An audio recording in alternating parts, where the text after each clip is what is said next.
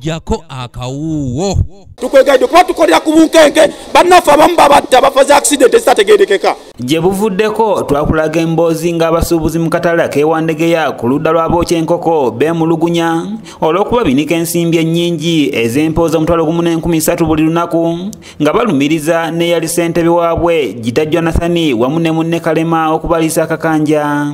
Tusaba President Museveni tukwegaide taata nga tufukamire ku mavivi gaffe tukusaba ffe ng'abasuubuzi b'ewandegeya oveeyo ojje mu katale k'ewandegeya kubanga obusuubuzi bwe wagoba bufuuse ekitalo mu katale k'ewandegeya obukulembeze obukadde obwavaako bufuuse ekitalo mu katale k'ewandegeya. Gavumenti ya Mwami Museveni si abantu bagagga bokka. Tetugenda kulwanyisa bagagga kubanga mwe mubawa amaanyi. Kyaddaaki bekikwatako okuli RCC wa Kampala Hudu Hussein, Minisita Omubeezi wa Kampala Kyofa Togabye Kabuye n'ekitongole ekitwala Kampala kya KCCA bawuliriza okulajana kwabwe ne batuuza olukiiko nga n'abalumirizibwa tebalubuzeemu bwe basaliddewo nti abasuubuzi bano basigale we bakolera nga Pulezidenti bwe yalagira era nga tebalina kubinikibwa nsimbi zonna nga bwe bagenda mu maaso n'okunnyonnyola. KCCA bajja bawulire gasanyu RCC waffe yatadde ekiragiro kya Pulezidenti mu nkola era n'atuukiriza nti buli muntu ali mu katale omudaala gwaliko gwalina okubeerako teri mugagga alina kujja kunyigiriza munaku ali mu katale nga bwe kibadde emabega nga abagagga abadde batuyigiriza babijjako ssente nnyingi nga batubewaganya webale okuvaayo okulamu kubanga naffe mutwa wansi twesogenda okumusaamu ekiddako twebaza bano bannyonnyodde embeera gye bayiseemu okuva mu 2004 era nga babadde balinga abaddu anti nga bakola misana na kiro ate nga bakolerera bagagga.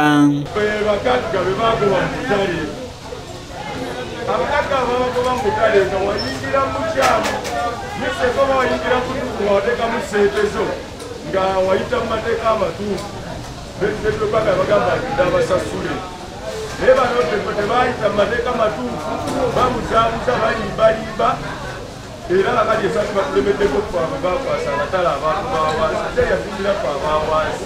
Abasuubuzi bano basiimye nnyo Museveni wamu n'abalala bekikwatako olw'okufuumuula abagagga baali babaliisa akakanja.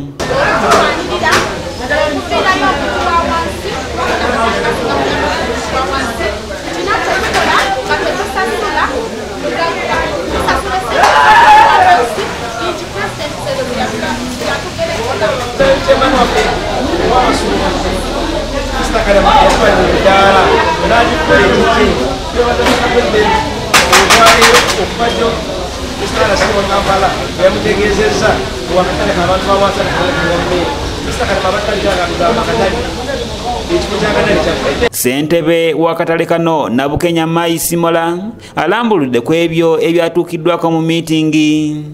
Neebazanyisa RCC Mr. Wuvu yeebale nnyo yeebalire ddala kuyimirira ku magulu gaabiri n'ayogera nti agenda okuteeka ekiragiro kya Pulezidenti mu nkola awatali kyekulira olw'ensonga mbadde mubi nnyo katale kange olw'abasuubuzi bange naddala ab'enkoko babadde bamalidde olusuku babadde bamalidde ekitalya buli ssaawa bondi nga zifuuse bondi bakuyita eno bifuuse bakuyita abagagga ababiri. Nabukenya agamba nti wadde batudde naye akyetaaga kugenda mu maaso n'okwogera kubanga abakulembeze abakadde beefudde kagumba weegoge mu katale kano era nga n'amaofiisi agasinga baagawamba.